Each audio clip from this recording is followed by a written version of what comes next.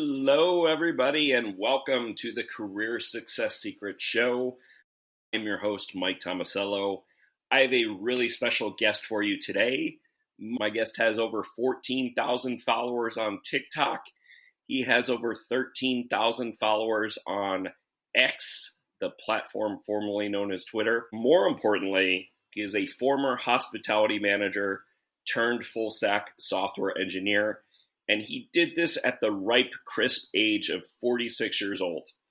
So if you are contemplating a career change, this is the episode for you.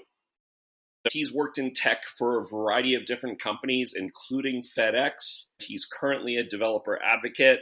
Welcome, Lawrence Lockhart. Lawrence, how the heck are you today? Man, I'm great, but who is that guy you're describing? He's amazing. I want to meet him.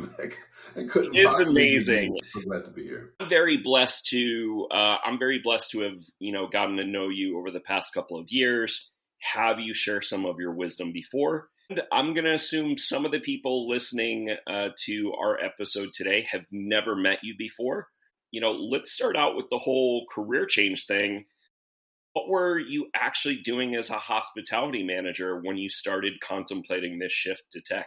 Great question. So hospitality, as well as I would say warehousing, certain levels of retail, and in many cases, gas stations, things of that nature.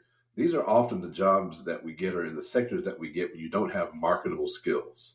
So when I was young and should have been smart but acted dumb, I blew my opportunities in college, did not finish with a degree, did not finish with any marketable skills for the marketplace that I could contribute and add significant value and thus make significant money. So I just slipped into restaurants because that's what you do. I have to eat, I need to pay for my car. I'm not going to be able to stay with my parents forever. And so I started working at a local Dairy Queen. I was the guy that just made the ice cream cone. That became the cashier and then the drive-through guy. Next thing you know, I'm assistant manager with benefits. Oh, that was big time. And I actually thought I was making it because I was able to live on my own and pay for my own car. And 18 years later, I'm thinking to myself, I should be able to contribute greater than this. Besides the fact that I'm tired of being tired all the time. I was a general manager for a restaurant called Cookout when I decided to make the transition. And that's an all the time thing. So you might have 60 to 65 hours scheduled, but if you're the GM, when you're off, it's still your store, which means all it takes is one grill cook to call off, one overly aggressive customer complaint, and you're having to act on your off day, regardless of if it was scheduled or not. So you're always working. And even when you're not working, you're thinking about it. So your brain's on when it probably needs to be off and resetting and getting some rest. And that just got to be way too much. I had convinced myself over time that I liked it well enough to be good in it. I was a general manager. I was up to be the next district manager for the chain, but I had convinced myself for sanity purposes. Yeah, I can do this. I like this. I'm good at this. There's nothing about me that was wired for restaurants in particular. I wasn't one at my mom's coattails in the kitchen. I hated being in the kitchen. I just needed to do something to make money. And I learned how to be good at it because I did have good basic work ethics. I'm a Gen X guy. I was raised by boomers, so I have some good general purpose, good work ethics that could apply to any role or any position. So I made myself good at something that I necessarily wasn't well suited in. But there did come a point when enough was enough and too much was too much. And I felt my health failing. I saw myself missing key opportunities, key dates with my children. I have 3 children, amazing children. And even with my wife, relationship suffering, I'm thinking I have to do something different. And there was a point for sure where it went from it'll be a good idea, like a should, to a must. And that's a switch that even when I mentor people in any type of career change, if you're lacking motivation, if you're lacking direction, has that switch change in your brain from should to must. Because as long as it's in the should category, you don't have sufficient adrenaline, sufficient dopamine, you don't have sufficient neurochemicals helping you along a path that might be really difficult, right? I learned to code. We'll probably get into that. That's difficult. You need some engine. You need some juice to push you through those difficult moments. And for me, that was a must. This has to happen. I don't care what the factors are. I don't care what my demographics are, my background. This happens. This has to happen, or I'm not going to enjoy my life anymore. And God forbid, I might end up leaving here before my wife does because I'm just running myself in the ground 60, 70, 80-hour weeks over a fryer and over a grill and cleaning up messes and breaking up customer fights in the dining room. Like, that's just not what I want to be doing at mid 40s. And so that was the motivation. This was a have to for me. That certainly makes a lot of sense to me. And, something you said earlier was that, you were tired of being tired. Mm-hmm. And I think that's something that a lot of people, especially right now, can absolutely relate to. So thanks for that. How did you decide on software development? How did you decide that you wanted to learn how to code? Gotcha. Yeah, probably three reasons for that. Number one, my dad was a mechanical engineer. He later in life went back to school, got his degree and mechanical engineering degree, and then moved to Mississippi. And he was a civil engineer by trade. So I had seen slide rules and electronic calculators like in the early 80s and map books because he worked in the Mississippi Highway Department of Transportation and Safety, and seeing him talking about bridge design and traffic analysis. So I had seen and heard math my whole life, and he put that in me. And so I was good at math in high school and good in science, and I did the science fair projects. That was already in me.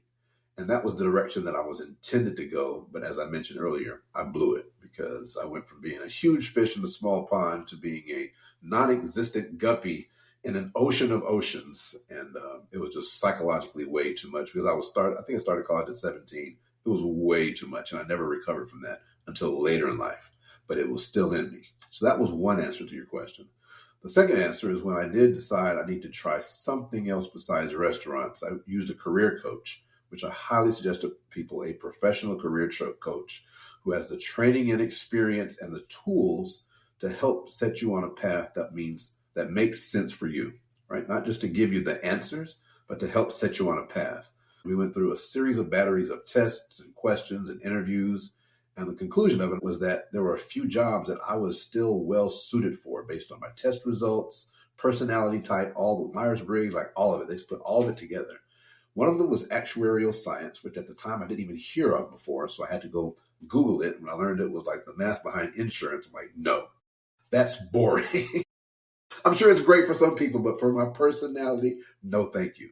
But the next one said web developer and then database developer. And it was all these technical roles. And it blew my mind, Mike. Literally blew my mind because I haven't done deep technical things like that since college. We're talking decades ago.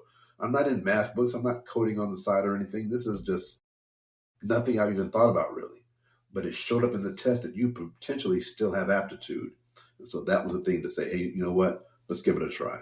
Let's try it one more time. Doesn't make a lot of sense. I haven't picked up a book. I haven't done any coding. The only kind of coding I had done, anything technical I had done, was when web TV first came out. You got those little console boxes you could attach to your TV. I made a simple little, it wasn't even an HTML website. It was a template website just about myself. That was it. For 20, 30 years, I had never done anything technical. But between what was already in me from how I was raised, success that I had in high school, and then matching that many years later with these series of tests coming from the career coach saying, you potentially still can have some great success in these areas. That was a motivation to say, at least let me give it a try. Because the worst that can happen is I'll stay where I am. I wasn't leaving the restaurant business. I was doing well. I can do that forever, according to them. I just couldn't do it forever, according to me. So there was nothing to lose, everything to potentially gain. Awesome. I love that you spent so much time thinking about what was right for you and where your aptitudes were and the fact you got a coach. I find that a lot of people that when they first start thinking about making a career change, they often wait so long till they're so desperate, till they're in such a bad situation that they're like, okay, I got to change careers today. So tell me, strangers or whoever they're talking to or the internet, tell me what I should switch into. And you took a very thorough, a very methodological approach. Yeah. I'm using my words today. Yeah. And I think that's something that a lot of people can learn from. So I appreciate you sharing that. Now, someone who hadn't worked on anything technically or mathematical in a great number of years. I mean, I'm trying to do the math in my head, but I'm not as good at math as you. So, 10, 20 years potentially since you did stuff like that. What did the process look like? How long did it take you to really confirm that this was what you wanted to do? And then how long did it take you to learn? Did you go to a boot camp? And really paint this picture in terms of how long it took you to get good at it enough for you to get hired. Man, I love timeline questions because they give examples and they can hopefully help people to think in terms of what scale looks like. And the more examples, the better. I remember when I was just getting started and trying to find people to get examples from. The first one I found got his job in 3 months. I got a tech job in 3 months. And I just kept watching that video like, this is it, 3 months. It took me 2.25 years, Mike. I'm going to break it down for you. But the point for people who are learning and who haven't heard me talk before is your timeline is the right timeline. Anything and everything else is just a data point. It's just a data point on a plot graph. And you can look at it, you can expect it, you can compare in a positive way, but no one else's timeline makes sense except you for you. And if you try to force another person's timeline onto your life and your particular characteristics don't match, you'll find yourself either taking shortcuts, buying things you don't need, or engaging in activities that don't actually help you advance along your plan. So your timeline, whatever it is, it's the right one. So for me, we'll start with the fact that I started with free resources and low-cost resources. That was really important. I was making okay money, but I didn't have a ton of money to say, hey, let me just go get a bachelor's degree in computer science. That was out. I had a full family, the car, the dog, the house, the mortgage, the whole 9 yards. There wasn't all this free cash. So my primary resources were Free Code Camp, codingphase.com, a host of Udemy courses, and then different people I would watch on YouTube, people like Dev Tips, James Quick, and a few others that I'll watch on YouTube. So I started there just trying to see what does the landscape look like. It seemed like it was going to be something program related. And at the time, I came across information that it seemed to be true that front-end web development was a low barrier to entry. Now, low barrier to entry is a tricky phrase. Does that just mean easy to get into? Or does it mean non-competitive? Or does it mean something else or some combination? So that's a tricky phrase, but I just took it to mean this will not involve an excessive amount of time. Like the easiest path, the most likely path for me to get into a technical role will be front-end web development. At the time, that was true. I keep saying at the time in case there's any technical people here. Right now, I don't know that it's true. It's not that it's gotten significantly harder, but the market conditions have gotten significantly larger in terms of the scale and the number of people who are qualified to do the same number of jobs. It is exponentially increased from when I got in. So that's a huge data point to understand. But front-end web development seemed like the way to go. Those are the resources that I used. And I remember going through the basics of HTML and CSS and just being happy and doing well and making basic, what we call static websites that don't do anything.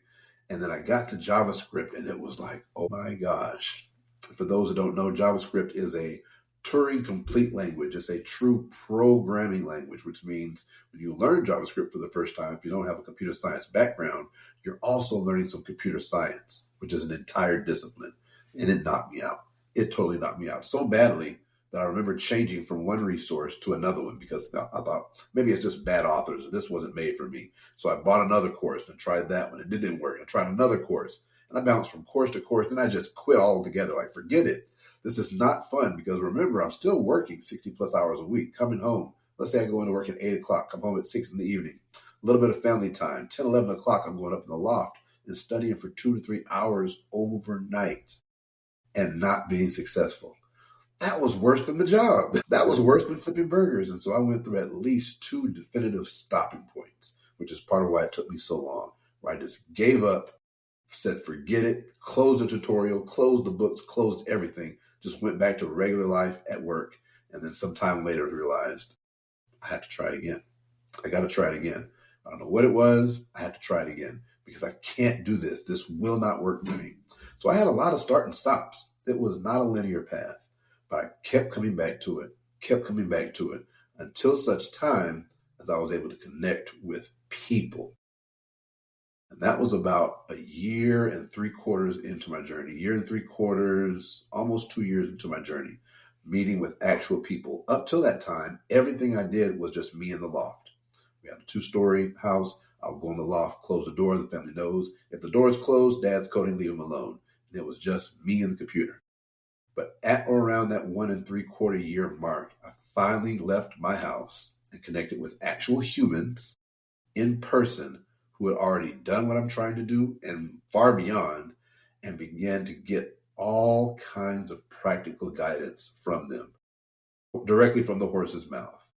People who would say, hey, let's look at your portfolio together. Hey, that's interesting. Let me show you some other examples, ways to think about that. People who said, hey, let me see your resume. Let me run this by my wife. She's good with resumes. People who literally took me in with asking nothing in return at all. Just wanted to help a guy out who seemed interested, because I was very interested, naturally, organically hungry. And that happened in in-person meetups here in the Memphis area, a place called Code Connector, which is an online nonprofit group that help people get into tech. It falls under the umbrella of MemTech, the Memphis Technology Foundation here in Memphis. It's an umbrella organization for a number of meetups, but meetups for sure. And not just showing up, but showing up interested and asking questions, putting myself out there, making my needs known, and then receiving and responding to the feedback. That made almost as much difference as all the tutorials put together, every course put together, touching actual people. And that placed in me for the rest of my life, for those 6.5 or so years later, just the importance of connecting with people and how they can kind of fast track you in some places from getting over certain humps, certain bumps, avoiding certain mistakes and getting to where you want to with success. Not only that, but when I connected with those people, I'd already been applying. This might be another segment, so maybe I should stop here. But I do want to say they have a Slack channel. Yeah, let's stop there, because I have about 83 and a half questions that I want to ask you, and I've already forgotten what half of them are. So when you say meetup, is that specifically meetup.com, or how would someone go about finding these meetups? When I learned that meetups were important, I used everything. I Googled Eventbrite, Facebook events, meetup.com, everywhere. I just exhausted everything I could find to find anyone who was at meeting in person talking about technical things. The first one I found, I think, was through Eventbrite. And it was local. I was in Oxford, Mississippi at the time, and I did my research, but unfortunately, they only were for students and faculty of the local university, and I was neither. So I was staff at one time, but I wasn't student or faculty. So that didn't work. The next one I found was in Little Rock, Arkansas, which was hours away. They had a one-day, all-day meetup hosted by Iron Yard, which was a boot camp there. So I went. I heard this is important. I'm taking people at their word. I drove 3-4 hours one way for like a 4-hour, one-day meetup. And we did some coding together, interacted, exchanged LinkedIn's, and then 4 hours or so back home, because I was told meeting people in person is important.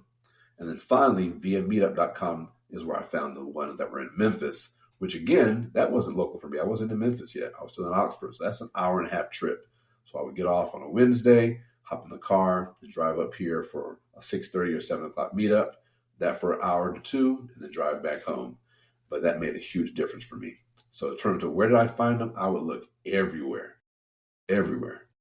Awesome. Love it. I think that's extremely helpful. I want to circle back and give people a picture, and it can be a brief picture because I think you covered a lot of the picture already. I just want to do some of the math for people out there. You were you were in your 40s, you were married, you had 3 kids, you were working sometimes as much as 60 hours a week. And then you were, on average, of course, we all have our stops and starts, but on average, you were spending 2 to 3 hours a night working on this stuff on top of everything else you had going on in your life. Is that a pretty good summary? That's very representative, yeah. I'll say minimum of an hour. If you don't get into a good hour, you don't have a chance for your mind to get into that flow state. So that would be good for maybe just like some casual reading. If I actually want to code, to learn, to build, it's 1 to 3 hours on average. So yeah, that's very accurate. And yes, for anyone counting, that is a lot of hours. I'm sure it varied from week to week, but was that 5 days a week, 7 days a week? What did that look like for you? As often as my energy would permit. There were 7-day weeks, and sometimes, particularly when it was like an interview, like I had interviews coming up, a 7-day a week would be quite normal. And I would just consider it. It wouldn't even be a thing like I'm counting the days. I know it was 7 days just because of how my workflow went, but I wasn't counting the days. It was just, what do I need to get done? And there's only so many days. None of us has any more days than the other. None of us gets any more hours in a day. So what do I need to get done? And what will it take to get there? So if I have an interview in 2 weeks, I'm not ready. My normal 2-hour a day cadence for 5 days a week is probably not enough, particularly if I'm trying to make myself competitive. I'm trying to make myself the one that gets picked, not just one amongst the bunch. So a normal would be 5-ish, but 6 and 7 absolutely happened. Yeah. And, yeah. I love all of the work that you put into, because I think it demonstrates when you want something great, you need to put in something great. I'm imagining that listener out there, and I think there's a lot of you, and for 2 years, 5+ days a week, multiple hours after a long job, that's just not worth it. Like, what would be your message or advice to the person that's unhappy in their job, but like they're saying, hey, I'm not going to put in that amount of time? Yeah. 2 things. That's a great statement, because worth it is 100% subjective, just like timelines. And so what I did is absolutely not worth it for many people, and I would not suggest it. They need to figure out, what are they willing to do, and what results are those activities likely to bring. That's the definition of worth it. Because for other people, they would have burnt out trying to do what I do. Others would do what I do and more. It's very, very personal. You have to know what you're wanting for yourself. I was wanting to be the best. I was wanting to excel. I was wanting to be great in this, not just one amongst many. I was wanting to be good enough, be able to teach and help others and bring others along, just like so many amazing people like Ted Patterson and James Quick and Joe Ferguson poured into me, and Joe Santos Garcia poured into me. I want to do that for other people, but I had to know things. I need to have a certain level of accomplishment for the validation that this guy knows what he's talking about. So I was trying to get to a certain place. I wanted to be Simone. Okay? I wanted to be LeBron over here, where they know what they're talking about. They've been doing this and they've been successful in your face for years. There's thousands, if not millions, of people who practice gymnastics, but there's only one Simone. She did things other people just don't do. The LeBron practice story, the Michael Jordan practice story, when you see these elite performers in any realm of life, the one commonality is they tend to do things others don't do. Or to use your language, for others, it's not worth it. And that's okay. You don't have to be them. You have to determine what is worth it for you and what activities are likely to bring that level of success. Now, for me to want this level of success in the amount of time that I did, and say I can only invest an hour a week, I would still be studying. That's just not likely. It's not logical. There's too many other people who are on the grind. It would be like me getting in a 100-meter race thinking I'm going to beat Usain Bolt's record, but I practice once a month. It's just not going to happen. It doesn't matter if I'm a nice guy. I can pray about it. I can make a vision board. If I'm not putting in the requisite work, there's just a certain level of results that I shouldn't expect. And so I can choose to simply do something else. I don't have to do that thing anymore. But if I decide this is the thing I'm going to do, then I should be able to look at those examples we talked about earlier and be able to mete out from that what would be some sort of a typical work plan that gives me a high likelihood of getting that level of success. Got it. Love it. I want to dive a little bit more specifically into job search. And if you were starting a job search yourself from scratch, let's say tomorrow you decided to look for a new job, and you didn't have much of a social media following, what is the process that you would follow? Gotcha. Fantastic. Okay. So the job search for me in that case would not start with jobs. It would start with people.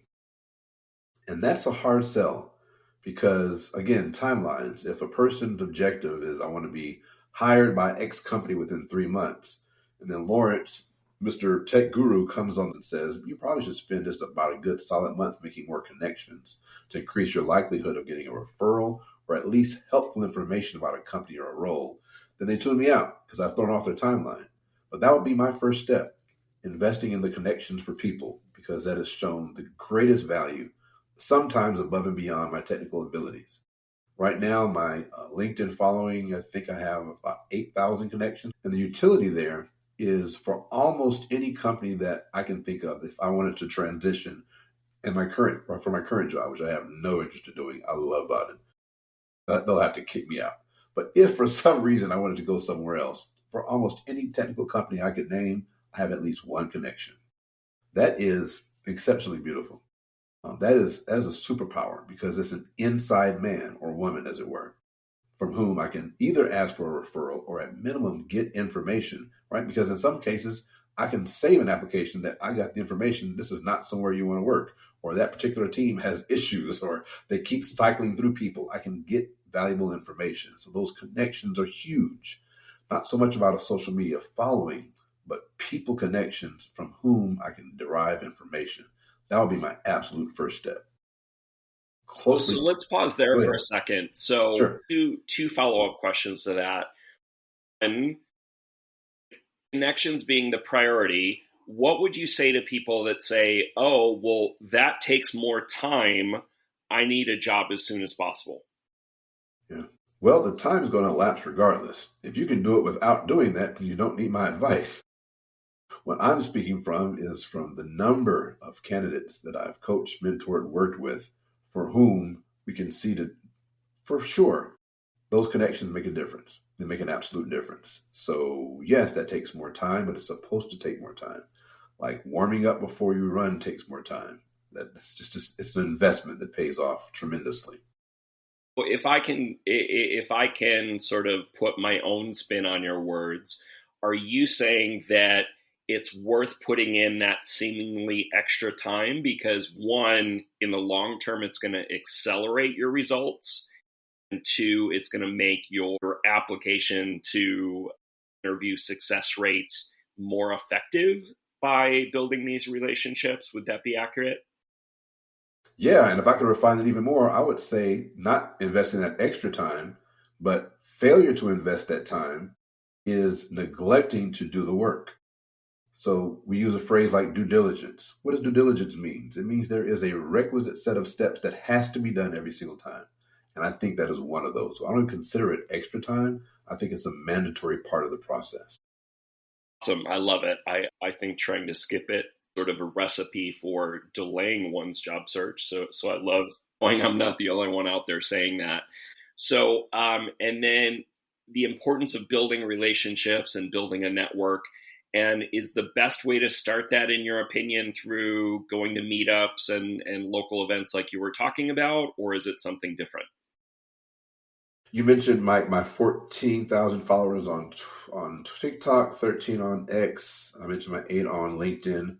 The core of all those thousands and thousands of people are people right here in my neighborhood, my greater local business. That is the core of all of it. Got a guy named JC right down the road. We work together in an organization called Code Connector, the same one that helped me get my first chance. We help mentor and advise in that organization today. It falls under an umbrella of a thing called MemTech. MemTech has one of its leaders named Joe Ferguson, famous from the PHP community. I know him personally. I bought a computer from him. These are my people. From that, everything else grows. That's my nucleus. And if all my followers and all my connections were going away from social and no one ever knew me on social media ever again, I know I can go to JC, I can go to Joe, I can go to James, I can go to George Spake, I can go to people who are right around the neighborhood. Not just, do you have a job, but hey, can we talk about some things? Can we talk about tech landscape?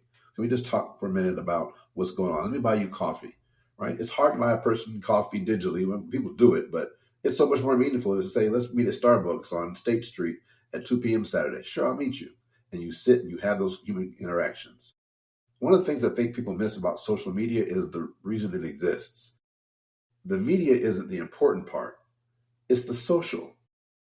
You have a desire to be social with other humans. We are social communal beings by nature of the type of mammals we are. And we've been given an electronic medium or media to facilitate those connections. But that's just the vehicle. The important part is not the vehicle. It's the fact that you want to be social. You want to connect, whether it's for jobs, career, or just any other reason. You have a desire to be social with other humans, which is a contract that has all kind of power to it. And so I can do social without media. The problem is when people want to do social with only media, because you're missing the plot, so to speak. It's about the people. It's really about the people. And when you mean that, and you don't just say the buzzwords, but when you demonstrate yourself in that way, people can tell, right? Not just in the things you say or do, but like in a real etheric heart way. They can tell this person is genuine.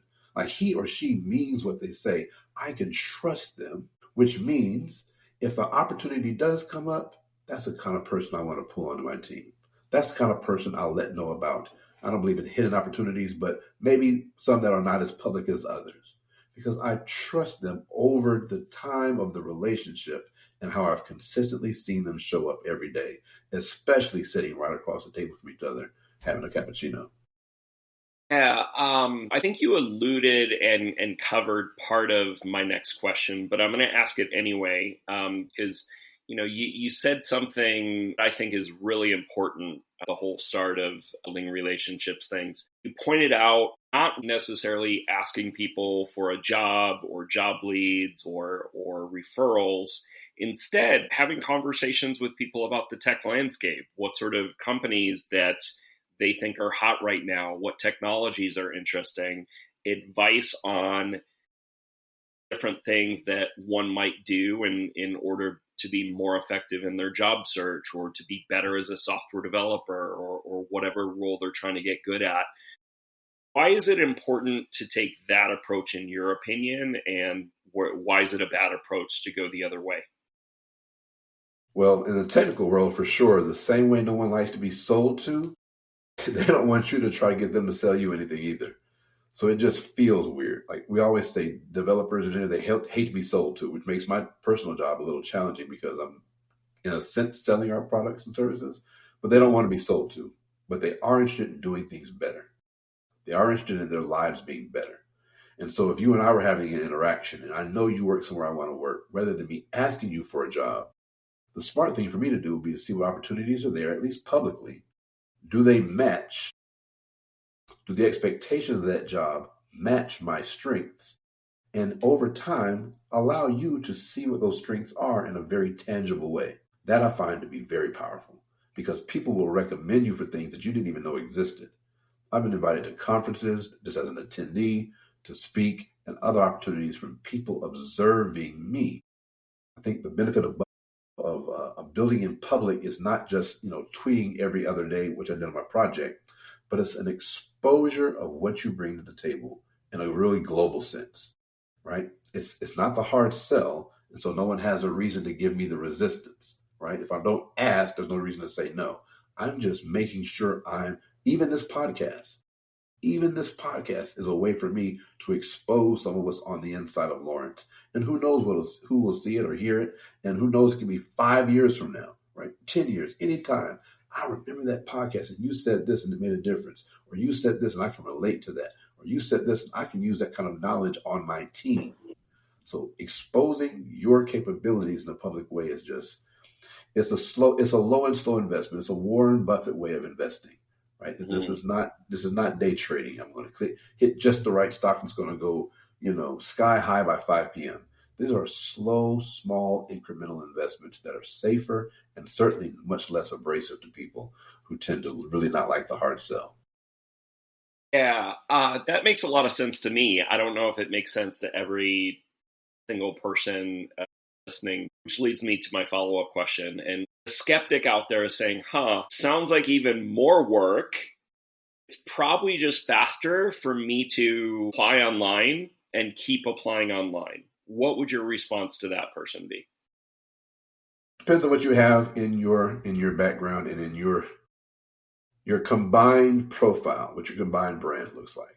So when I talk about making connections, LinkedIn and socials and building in public, please understand there will be people who graduate from MIT, from Georgia Tech, from Stanford, from Berkeley.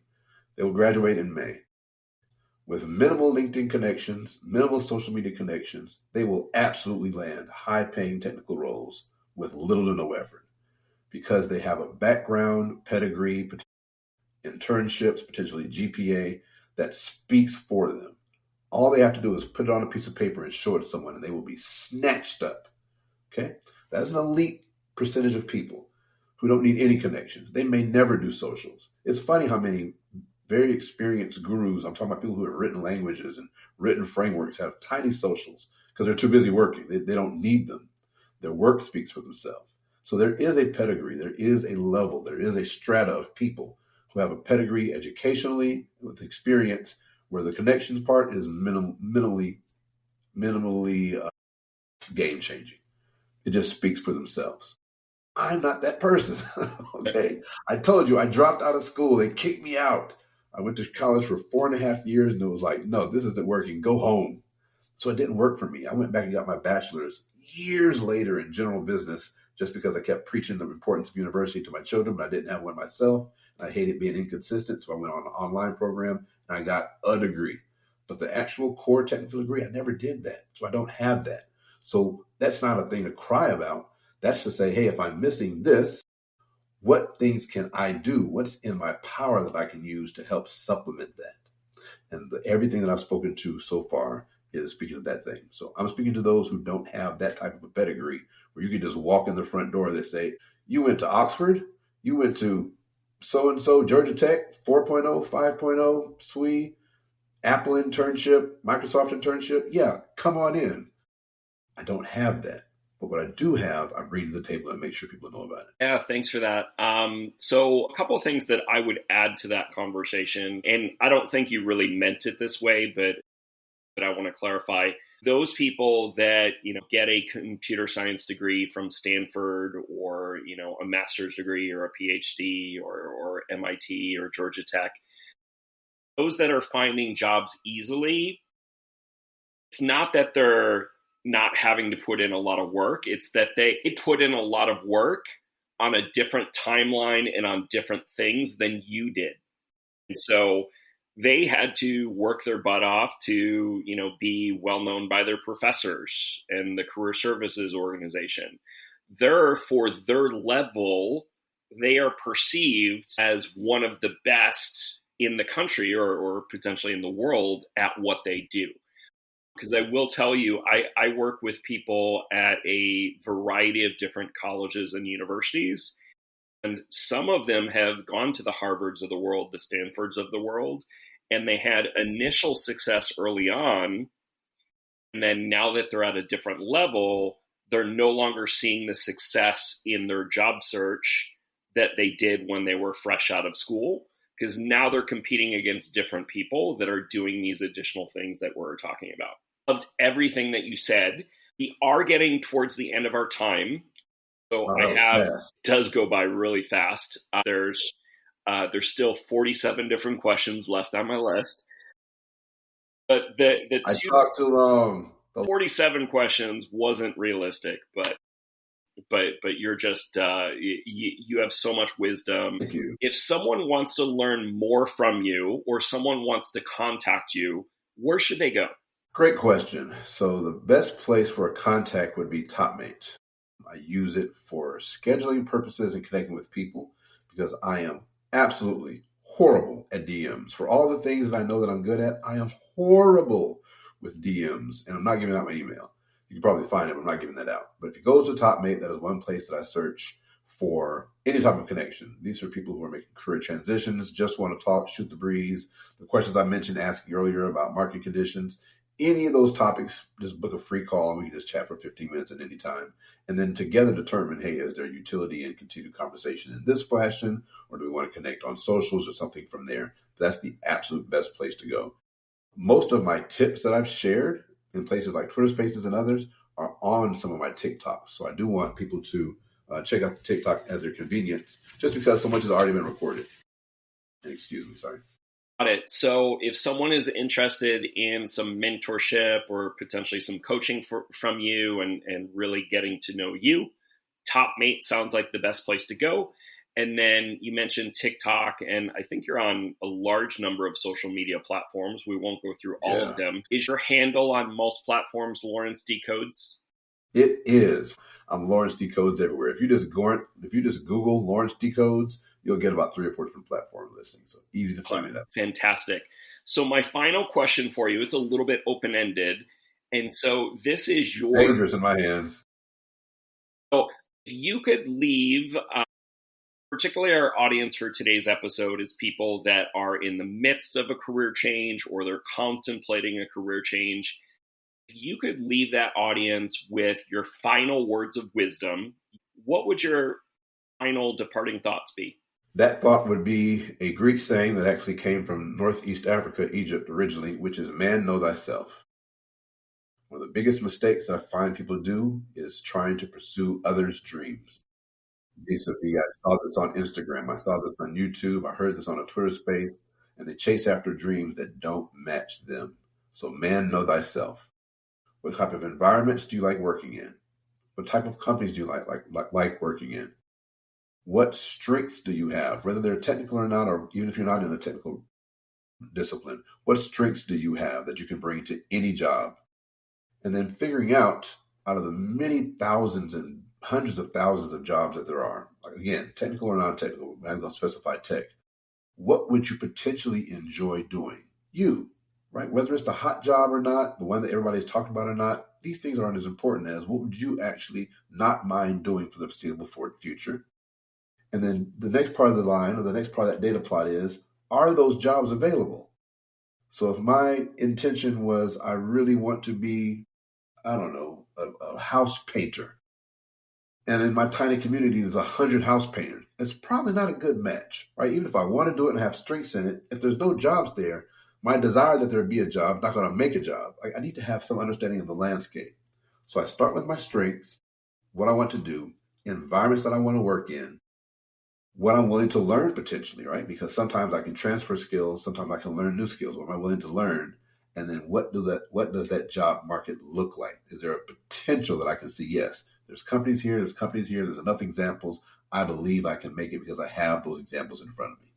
Being able to draw that line gives you enough information to then take to a coach like a Mike Tomasello and say, hey, I've analyzed my background, my strengths, I know what I want to learn. Can you help me get to the next level? Now they have data to really help you and escalate your plan. I love it.